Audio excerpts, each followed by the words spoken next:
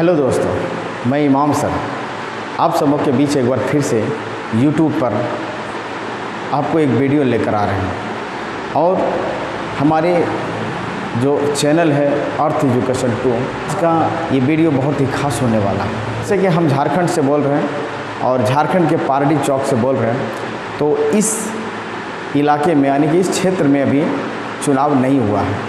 इस क्षेत्र में चुनाव 20 मई को होने वाली है, तो हम क्यों ना सोचें कि इस चुनाव के अवसर पर एक वीडियो बनाया जाए। और मैंने एक वीडियो बनाने का प्रयास किया है।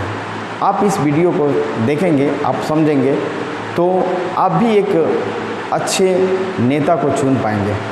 हम यहाँ पर बोर्ड पर कुछ दिखाने जा रहे हैं, जैसे कि आप देख रहे होंगे कि भाजपा जो एक एनडीए का गठबंधन है और कांग्रेस जो इंडिया गठबंधन का गठबंधन है।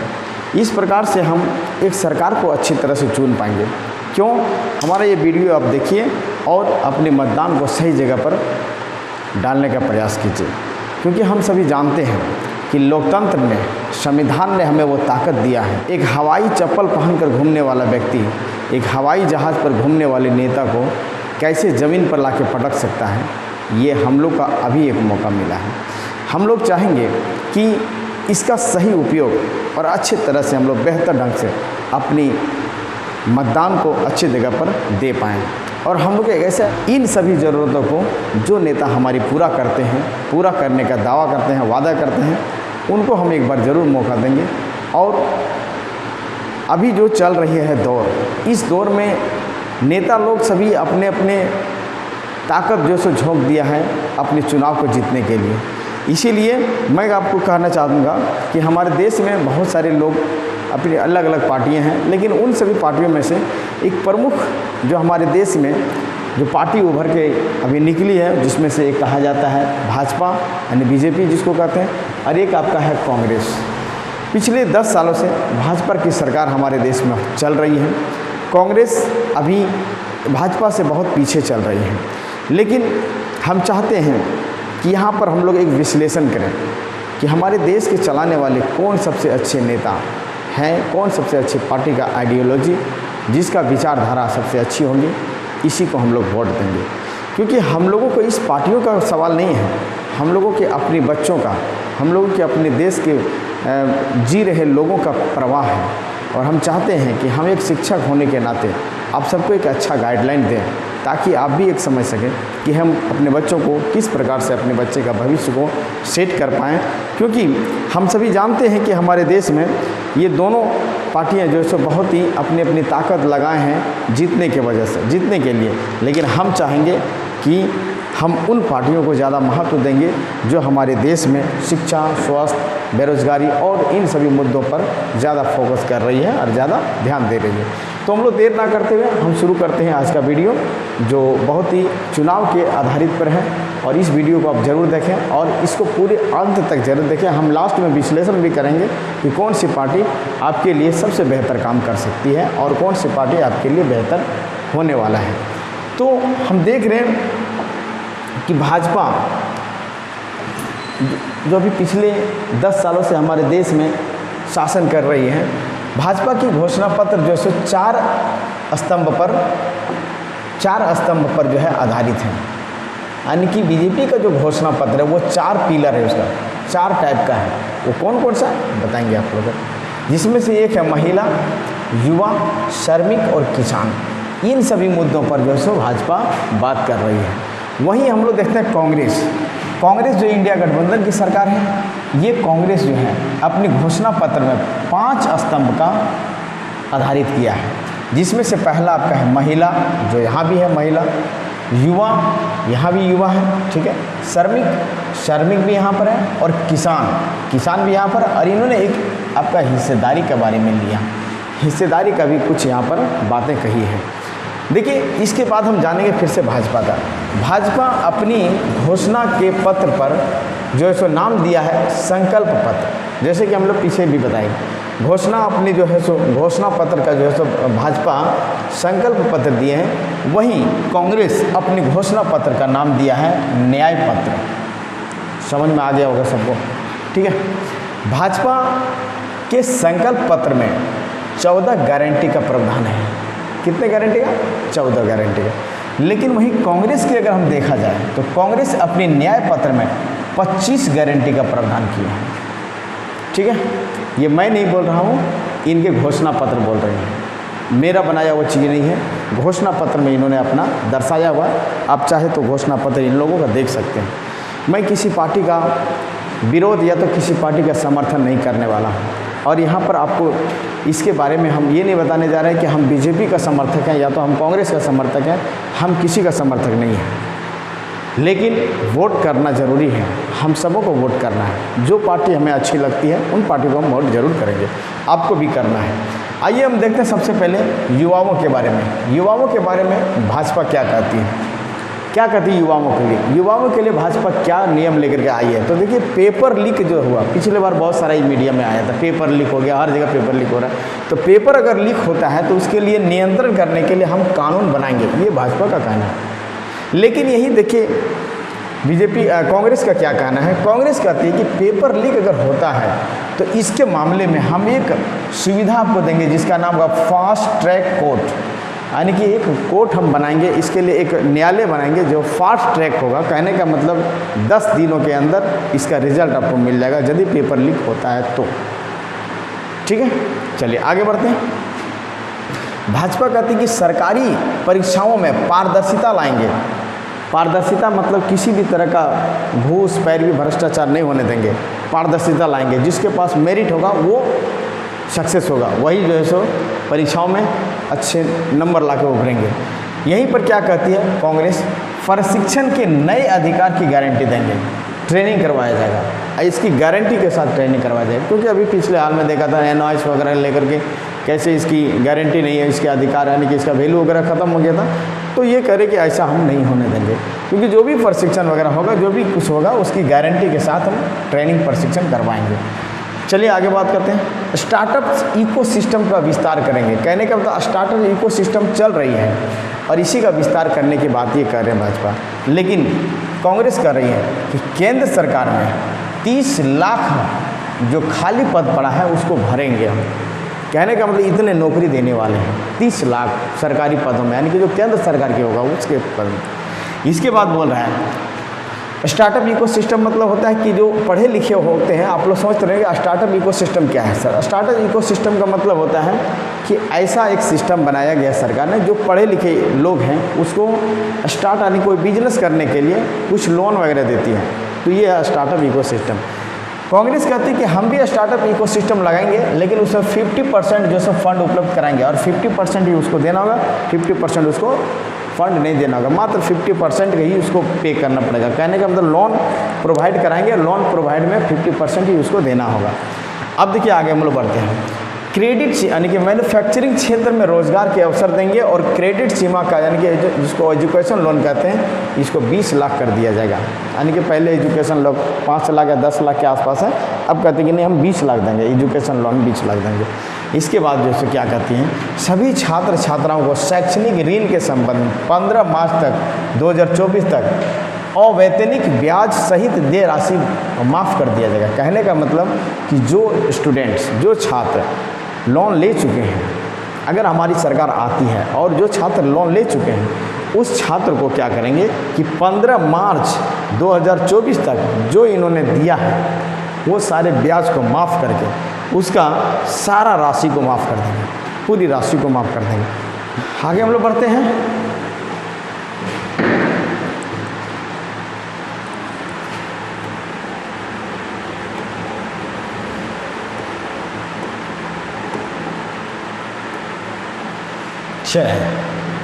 ये था दोनों का युवाओं के संबंधित, युवाओं से संबंधित। अब हम जानेंगे कि लोग बुज़ुर्गों के लिए क्या कर रहे हैं, यानी कि बीजेपी जो से बुज़ुर्गों के लिए क्या कर रहे हैं और कांग्रेस बुज़ुर्गों के लिए क्या कर रहे हैं। कह रहे हैं कि 70 वर्ष के अधिक जो भी नागरिक होंगे उसको आयुष्मान भारत की योजना के तहत निःशुल्क कवर किया जाएगा। यानी कि 70 साल से जो भी व्यक्ति ऊपर हैं, जिसकी उम्र 70 साल के हो गए, बूढ़े लोग जो हैं, उनकी आयुष्मान भारत योजना के तहत जितना भी पैसा खर्च बीमारी वगैरह में लगेगा उसको निःशुल्क करा जाएगा, पैसा उसको नहीं लगेगा।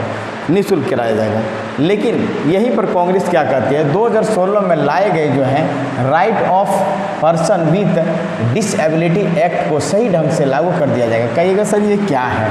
Right of person with disability act, यह एक ऐसा एक्ट है जो व्यक्ति निसहाय है, जो बेसहारा है, उनको एक फंड दिया जाता है, एक पैसा दिया जाता है उनको, यही वो फंड है। इसी के रूप में एक कानून बनाया गया 2016 में, उस कानून को फिलहाल अभी स्थगित कर दिया गया। कांग्रेस कहती है कि नहीं, अब मेरी सरकार अगर बनती है तो उस कानून को हम फिर से लागू करेंगे, जो डिसेबिलिटी यानी कि जो बेसहारा लोगों के लिए जो कानून है वो बेसहारा लोगों का कानून जो है हम फिर से लागू कर दिए जाएंगे। आगे हम लोग देखते हैं, राज्य सरकारों के साथ मिलकर धार्मिक स्थलों का जो है दर्शन कराएंगे लोगों को, ये बीजेपी कहती है, यानी कि धार्मिक से संबंधित ये चीज़ें हैं। कहते हैं कांग्रेस बुजुर्ग नागरिकों को, विधवाओं को, दिव्यांगजन यानी कि विकलांग लोगों को, व्यक्तियों को हर महीने 1000 रुपया दिया जाएगा, सीधा उसके खाते में ट्रांसफ़र कर दिया जाएगा हर महीने, ये कांग्रेस का कहना है। इसके बाद फिर से बीजेपी कहती है कि सभी सेवा घर तक पहुंचाया जाएगा, यानी कि जितने भी इसके फैसिलिटी है, जितने भी सरकार सेवा देती है वो सारा सेवा सीधा घर तक पहुंचाया जाएगा, बीच में कोई बिचौलिया वगैरह, कोई दलाल वगैरह नहीं होंगे। ठीक है, ये बीजेपी का कहना है। वहीं पर आपका कांग्रेस क्या कहती है कि पब्लिक ट्रांसपोर्ट यानी कि पब्लिक ट्रांसपोर्ट वगैरह जो होता है, पब्लिक ट्रांसपोर्ट में बुजुर्गों को छूट दी जाएगी। पब्लिक ट्रांसपोर्ट मतलब भाई सरकारी गाड़ी जैसे ट्रेन वगैरह है, इन सभी पर जो से क्या है बुजुर्गों को छूट दी जाएगी, कुछ कम पैसा यानी कि 50% इसका जिक्र नहीं किया गया, लेकिन कुछ छूट दी जाएगी, ये कांग्रेस का कहना है। इनका कहना है कि हम छूट तो नहीं देंगे, लेकिन पब्लिक इंफ्रास्ट्रक्चर को सुविधाजनक बनाएंगे, पब्लिक यानी कि जो ट्रेन वगैरह है वो सुविधाजनक बनाएंगे, छूट की देने के बाद ये नहीं कहेंगे। आगे हम लोग चलते हैं किसान के बारे में। किसानों के बारे में से जो सबसे अहम भूमिका है किसानों का, हमारे देश में आप लोगों को मालूम है कि किसानों की संख्या 80% है, और यदि कोई सरकार किसान के लिए ना कानून लाते हैं तो समझिए कि वो सरकार ठीक ठाक है, बहुत अच्छे हैं। देखिए किसानों के लिए दोनों सरकार ने क्या कह रही है, पीएम फसल बीमा योजना को मजबूती से लगाया जाएगा। कहने का मतलब पीएम फसल बीमा अभी चल रही है, इसको और बेहतर ढंग से किया जाएगा। आगे क्या है कि समस्या का समाधान जो है जल्द निकाला जाएगा, इसमें कोई लेट नहीं होगा, कोई भी समस्या वगैरह होगा, कोई प्रॉब्लम है तो उसका समाधान तुरंत फटाफट हो जाएगी। इसके बाद क्या, एमएसपी को समय पर बढ़ाया जाएगा। एमएसपी जो एक बहुत बड़ा कानून है, इसके लिए हम एक वीडियो बनाएंगे एमएसपी को लेकर के। इसमें भी समझिए कि ये किसानों के लिए है, इसका फुल फॉर्म होता है मिनिमम सेलिंग प्राइस, जिसको हम लोग कहते हैं न्यूनतम सेलिंग प्राइस, जिसको हम लोग कहा जाता है। इस पर जिससे समय पर इसकी रेट को बढ़ाया जाएगा। किसानों को कृषि के लिए आधुनिक सेवा दी जाएगी, कृषि के लिए आधुनिक सेवा मतलब ट्रैक्टर वगैरह सब दी जाएगी, ये उसका कहना है। कहाँ तक है और अभी यहाँ पर देखिए कहते हैं एमएसपी को लेकर कानून बनाएंगे। कांग्रेस कहती है कि हम एमएसपी को बढ़ाएंगे नहीं, समय इसका नहीं बढ़ाएंगे, समय पर बढ़ाएंगे नहीं, इसका सीधा एक कानून बना देंगे, कानून के तहत हम लोग रहेंगे, कानून में जो होगा वही से हम लोग एमएसपी के आगे। अब कह रहा है कि एग्रीकल्चर फाइनेंस पर अस्थाई आयोग बनाएगा। एग्रीकल्चर फाइनेंस यानी कि कृषि के लिए जो है एक अस्थाई कानून बनाया जाएगा, एक अस्थाई आयोग का गठन किया जाएगा, जिस जो स्पेशल किसानों के लिए कानून बनाएगा। कहने का मतलब एग्रीकल्चर के लिए एक अलग से वो कमेटी बनाई जाएगी, जिसमें सिर्फ स्पेशल किसानों के लिए जो है सो काम करेंगे ये कमेटी। इसके बाद क्या कहता है कि फसल का नुकसान जो होने वाला, उस फसल का नुकसान हम होने ही नहीं होने देंगे, ठीक है ना, उस पर ध्यान केंद्रित कराया जाएगा, और जो भी फसल नुकसान होने वाला होता है उसको हम बेहतर ढंग से ऐसा कुछ काम करेंगे जिससे फसल नुकसान होने का चांसेस ही नहीं होगा। आगे हम लोग बढ़ते हैं और थोड़ा सा देखते हैं आगे। देखिए महिलाओं के लिए अब क्या है, महिलाओं के लिए क्या कर रही है बीजेपी कह रही है कि 1 करोड़ से बढ़कर 3 करोड़ ग्रामीण महिलाओं की लाखपति दीदी बनाया जाएगा। अभी 1 करोड़ का है, ये 3 करोड़ बढ़ाया जाएगा लाखपति दीदी। ये क्या होता है आप लोग सभी जानते हैं, जो महिला ग्रुप जो चलती है उसमें 1 लाख रुपये तक, 1 करोड़ तक का जो फंड वगैरह है उसको 3 लाख रुपया का फंड अब कर दिया जाएगा। संसद और राज्य विधानसभा में महिलाओं को आरक्षण बिल के लागू किया जाएगा। कहने का मतलब ये सब संसद वगैरह है, यानी कि पार्लियामेंट में और राज्य विधानसभा में, यानी कि जो विधानसभा जो होती है वहाँ पर महिलाओं के लिए कानून बनाया जाएगा, एक आरक्षण बिल पारित किया जाएगा। ये है बीजेपी का कहना। लेकिन कांग्रेस क्या कर रही है, गरीब परिवारों के सहायता के लिए महालक्ष्मी योजना शुरू किया जाएगा। जिसमें बुज़ुर्गों के खाते में हर वर्ष 1 लाख रुपया दिया जाएगा। बहुत बड़ी बात कही है उन्होंने। हालांकि अगर कहीं लागू होता है तो ठीक है, और नहीं लागू होता है तो समझिए ये सब चीज़ थोड़ा सा सोचने समझने वाली चीज़ होती है। चलिए लिखे हैं, हम बता रहे हैं आपको। अब करें कांग्रेस 2025 से आने वाली सरकारी नौकरी में महिलाओं के लिए हम 50% का जो है रिजर्वेशन करेंगे। यानी कि जो महिलाएं सरकारी नौकरी के लिए जो फाइट करेंगे, सरकारी नौकरी के लिए जो एप्लीकेशन करेंगे, उसमें 50% यानी कि आधा महिलाओं को भरा जाएगा, आधा पुरुष को भरा जाएगा। ये बात महिलाओं को लेकर के कांग्रेस कह रही है। बीजेपी का क्या कहना था आप लोग सुन ही लिए। इसके बाद देखिए श्रमिकों के लिए, मजदूरों के लिए क्या कर रही है बीजेपी। मजदूरों को लेकर के मत्स्य पालन के लिए बीमा राशि बढ़ाए जाएंगे। यानी कि मत्स्य पालन के लिए बीमा जो होगा, यानी कि मत्स्य पालन का जो बीमा होगा उसकी राशि बढ़ाई जाएगी। बीमा का जो राशि होगा वो कम है भी, उसको बढ़ाया जाएगा। श्रमिकों के लिए राष्ट्रीय न्यूनतम वेतन पर जो सो ध्यान दिया जाएगा। जो मजदूर वगैरह है उसको न्यूनतम वेतन यानी कि जो पर डे का जो हाजिरी है उसको, इस पर ध्यान दिया जाएगा। क्या ध्यान देगा ये भी क्लियर नहीं कहें। ऑटो टैक्सी ड्राइवर ये सभी को सरकारी लाभ दिया जाएगा। ये हमारे बीजेपी साहब का कहना है। बीजेपी के जो चेयरमैन है, उनके जो मेन अध्यक्ष है, उनका कहना है। कांग्रेस का क्या कहना है? कांग्रेस कहती है कि मत्स्य पालकों की गाड़ियों का बीमा होगा, बैंकों की स्थापना उसको अलग से कराया जाएगा। यानी कि मत्स्य पालन के लिए एक अलग बैंक कराया जाएगा। उसकी गाड़ी जो होती है, जो जैसे मछली पालन का देखते हैं आए दिन एक्सीडेंट वगैरह होता है, क्योंकि स्पीड में चलती है गाड़ी, क्योंकि मछली ख़राब होने वाली जो होती है चीज़ें, इसीलिए इसको ये थोड़ा सा स्पीडली चलती है, इस कारण से दुर्घटना हो जाती है। जिसके लिए बोला कि हम गाड़ियों का इसका बीमा कराएंगे और इसका बैंक जो है सो एक अलग से बैंक बनाएंगे, जिसमें सारा चीज़ उसका लेन देन होगा। कार्य क्षेत्र में लिंग भेदभाव को समाप्त कर दिया जाएगा। महिलाओं के लिए जो है सो कार्य क्षेत्र में बहुत सारी महिलाओं के साथ भेदभाव होता है, महिलाओं के साथ दमन होता है, उसके साथ अत्याचार होता है, उन चीज़ों को ख़त्म करने की बात कांग्रेस कर रही है। महिलाओं के लिए समान काम और समान वेतन लागू किया जाएगा।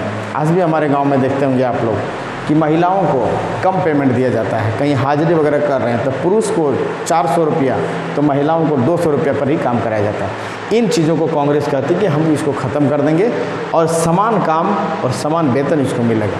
हालांकि हमारे देश में इसको ज़रूरी भी है, बहुत ही ज़रूरी। आज की महिलाएं लोग बहुत ही काम ज़्यादा मेहनत करते हैं, लेकिन उसको पेमेंट बहुत ही कम मिलता है। ये हम लोग भी फेस कर रहे हैं। इसको इस पर होना चाहिए, कानून बनना चाहिए इस पर।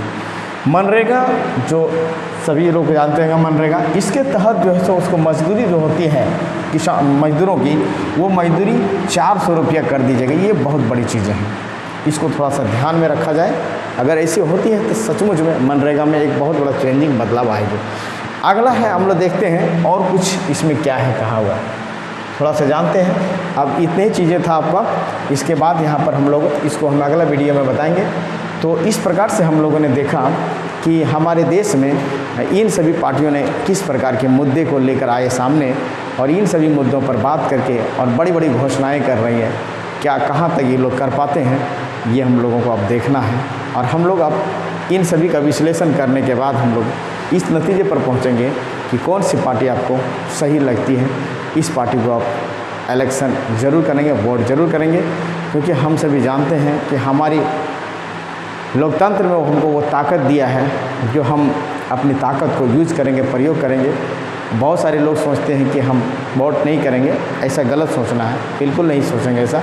आप वोट कीजिए और उन सरकार को, उन गवर्नमेंट को जो सो आप सबक सिखाइए जिन्होंने आपके साथ करप्शन किया है, भ्रष्टाचार किया है, और उन सरकार को जो है सो फिर से जो है दोबारा उसको मौका दिया जाए, जो अच्छे काम करते हैं, जो अच्छे कामों में आपको मदद करते हैं, अच्छे विचार रखते हैं।